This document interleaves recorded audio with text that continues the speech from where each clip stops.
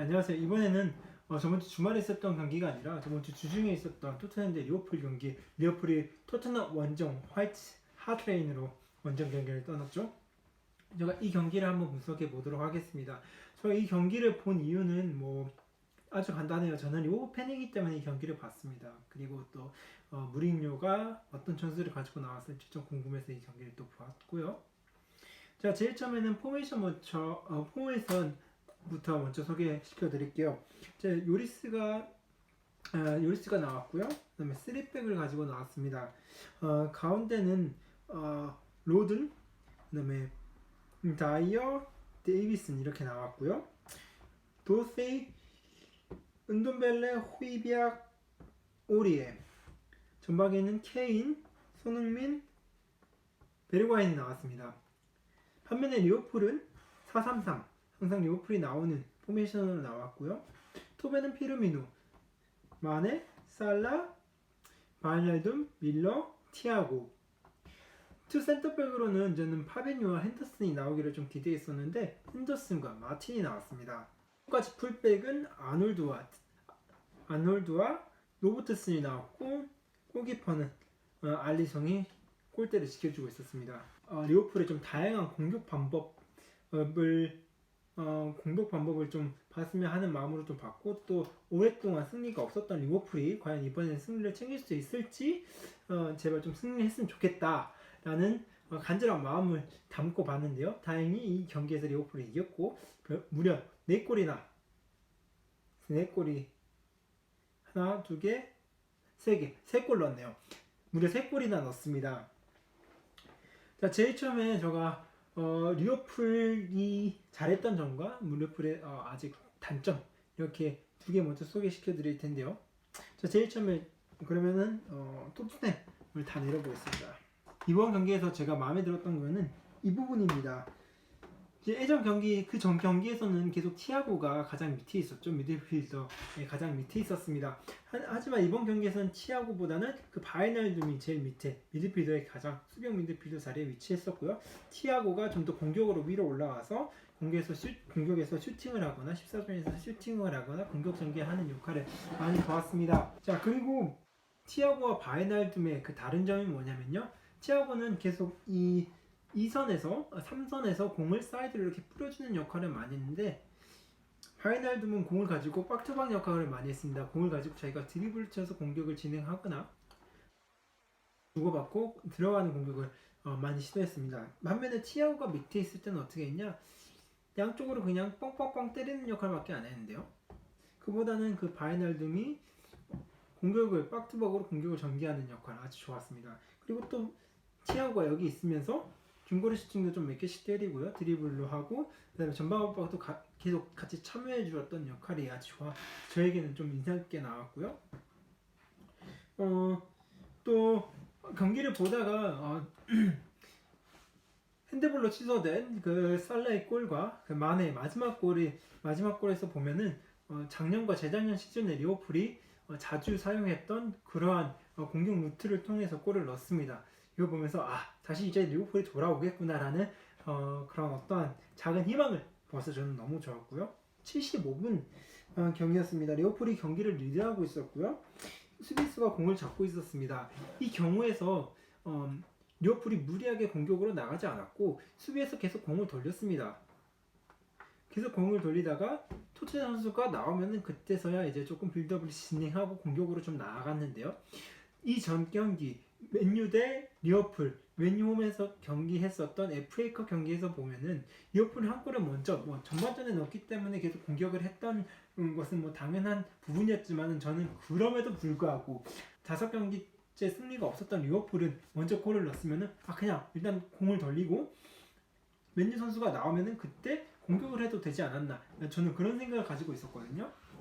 근데 그렇게 하지 않았는데 이번 경기에서는 좀 리버풀 선수가 좀 차분하게 토트넘 선수가 나올 때까지 계속 그냥 골을 돌렸다는, 리버풀이 잘한 부분도 있었지만은 물론 꼭 집어줘야 될 부분도 있죠. 저번 시즌에 피르미노는 공이 안 왔을 시에는 자기가 밑으로 내려가서 공을 받는 역할을 많이 했어요. 그래서 다시 뒤돌아서 공을 사이드로 전개시켜주나 마네가 이렇게 골대를 향해서 들어가는 거에서 스루패스를 넣어주거나 이런 경기 진행을 많이 가져갔었는데 이번 시즌에서는 피르미드가 많이 지쳐 보입니다. 밑으로 내려와서 공을 받고 전개하는 이런 모습을 많이 보지 못했어요. 이번 경기에도 똑같았습니다. 자, 그러면 이제 토트넘 이야기를 한번 해볼까요? 자, 일단 토트넘은 3백을 가지고 나왔습니다. 리버풀 3톱을 상대로 3백을 가지고 나왔습니다. 어떻게 보면은 지금 여기 그 4명의 미드필더가 윙이 이렇게 내려와서 5백이다 말할 수 있는데 제가 봤을 때는 그냥 3백이에요. 이 3백의 단점이 뭐냐고 하면은 경기에서도 볼 수 있습니다. 35분에 토트넘의 빌드업 과정에서 이 3백의 단점이 나왔어요. 수비 상황에서는 5백을 만들어서 수비를 좀 강화할 수 있겠지만은 이 후반 빌드업에서 3백 수비가 미드로 공을 줍니다. 리버풀이 강한 압박을 하죠. 전방 압박을 합니다. 리버풀이 공을 가로챘습니다. 그리고 전방으로 패스하죠. 그렇게 본다면 결과적으로 리버풀이 미드필드에서 공을 뺏고 전방 공격수에게 공을 전달하면 3대3 상황이 나올 수밖에 없어요. 자, 또 다른 하나는 호이비에게 짝꿍 은돈벨레입니다. 전 은돈벨레가 전반전에 보면 수비형 미드필더에서 호이비에게 짝꿍으로 나왔습니다. 움직임을 보면요, 이게 호이비에게라고 하면은 공이 여기 있습니다. 공 근처로 어슬렁거리면서 다가가고 공이 넘어가면은 또 어슬렁거리면서 이렇게 다가갑니다. 강하게 압박을 하지 않습니다. 또 어떤 경우가 있었냐면은 마네가 드리블을 이렇게 치고 오는 상황이었는데요. 은돈벨레가 여기 있었습니다. 은돈벨레가 지금 여기 있었는데 여기에서 마네가 이렇게 드리블을 치고 올 걸 길이 보이면은 이 길에 이렇게 서 있었어야 되는데 보고만 있었어요. 전에 4-2-3-1로 바뀌고 나서 은돈벨레가 4-2-3-1로 바뀌고 나서 은돈벨레가 손흥민 밑에서 공격을 진행하는 역할을 했는데 이때 후반전 초반에는 은돈벨레가 공을 잡고 드리블하거나 패스를 전달할 때 전반전과는 다르게 아주 활발하게 움직이는 것을 보았습니다. 호이비에게 아직까지 잘합니다. 수비형 미드필더로 수비도 잘하고 공격 전달도 잘하는데 아직까지는 짝꿍으로 수비력이 있는 시소코나 아니면 해리 잉크스 같은 선수를 두었으면 좋겠어요. 그게 더 안전하다라고 말할 수 있을 것 같네요. 그래서 후반전에 보면은 케인과 오레가 나갔고요. 호이비에 짝꿍으로 잉크스가 결국 나왔습니다. 전반전에 좀 가장 좋은 찬스라고 하면은 물론 손흥민의 옵사이드 골도 좋은 찬스였지만은 제가 봤을 때는 이러한 공격 루트도 아주 좋았다고 생각합니다. 요리스가 전방으로 길게 때려요. 켄을 향해서 길게 때리고 켄이 헤딩으로 공을 내주고 베르과인이 달려 들어가는 손흥민한테 스루패스 넣어주는 이 찬스가 저는 굉장히 위협적이었다고 생각합니다. 그 이유는 단 하나예요. 핸더슨은 아직 전형적인 수비가 아닙니다.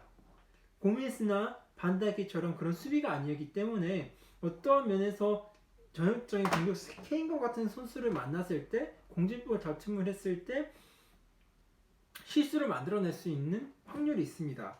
그래서 제가 봤을 땐 이런 공격을 하면 좋겠다라고 생각했었는데 전반전에 2차례 있었는데 한 차례는 성공을 했었고요. 다음 한 차례는 케인이 부상 때문에 그런지 공중볼을 잘 짜내지 못했어요. 하지만 이 부분은 아주 토트넘에 좀 칭찬해 줄 부분이고요. 네, 전반 15분에 이와 같이 토트넘이 전방에서부터 강하게 압박을 했어요. 이 압박을 하면 어떤 게 좋냐? 공을 토트넘의 공으로 가져올 수밖에 없습니다. 왜냐하면은 강하게 전방 압박을 했죠. 리버풀이 후반 빌드업을 할 수 없어요. 결과적으로 알리송에 패스하거나 아니면 핸더슨이나 마틴 같은 선수가 빵 칩니다. 그러면은 당연히 토트넘의 수비가 공을 가질 수밖에 없죠.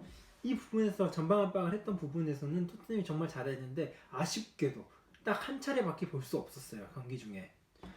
자, 이번에는 토트넘이 경기 중에 좀 아쉬웠던 부분을 좀 이야기하고 싶어요. 풀은 자기 진영으로 다 내려와 있습니다. 공격수 3명까지 자기 진영으로 내려와 있어서 자기 포메이션을 다 지킵니다. 그 말은 뭐냐면은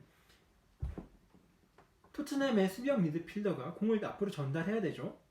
그런데 벌써 공이 갈 자리에 리버풀 선수들이 다 지키고 있고 그 다음에 리버풀 공격수들을 토트넘 공격수들을 리버풀이 맨마킹하고 있어요. 공을 줄 데가 없습니다. 그래서 결과적으로 뒤에서 공을 돌리다가 수비수가 수비 뒷공간으로 뻥 찔러주는 공이나 아니면 사이드로 공을 찔러줍니다. 성공 확률이 그렇게 높지 않았어요. 다시 말해서 토트넘 미드필더 선수가 공을 잡고 있으면은 케인이나 손흥민 아니면 다른 공격수들이 공을 받으러 와야 돼요. 공을 받으러 나오면 어떤 결과를 초래하냐? 자리를 지키고 있던 리버풀 선수들이 선수가 움직이니까 그 선수를 따라갑니다. 포메이션이 틀어질 수밖에 없어요. 그러면은 그 순간 어느 공간이 나오겠죠. 그 공간을 통해서 다시 공격을 진행해야 된다고 생각하는데 그렇지 못했어요. 자기 자리를 좀 지키고 있었다. 그 부분이 조금 많이 아쉬웠어요. 그리고 마지막으로 토트넘에서 조금 아쉬웠던 점은 무리뉴는 참 점수를 상황에 맞게 잘 바꾸는 감독 중 한 분입니다. 후반전에 호이비가 짝꿍으로 잉크스를 넣습니다. 이 부분에서 수비를 강화한다는 입장에서 잉크스를 넣었는데 이거는 진짜 정말 잘했던 선택이었는데 75분이었나요? 80분이었나요? 베일을 넣습니다. 베일 같은 선수에는 일단 골 결정력이 있기 때문에 베일을 넣었다. 충분히 이해 가능한 교체입니다. 하지만 제가 봤을 때는 베일을 넣는 것보다는 가만히 자기 자리에 있는 그 토트넘 선수를 봤을 때 어떤 공격형 미드필더, 예를 들어서 알리 같은 미드필더를 좀 바꿔서 교체 투입해서 공격을 조금 매끄럽게 진행할 수 있는 그러한 역할을 할 수 있는 좀 교체를 했으면 더 낫지 않았을까 싶습니다. 그 부분이 조금 많이 아쉬웠던 부분이에요. 자, 이렇게 해서 제 나름대로 경기 분석해본 그 리버풀과 토트넘 분석이었는데 여러분은 어떻게 들으셨나요?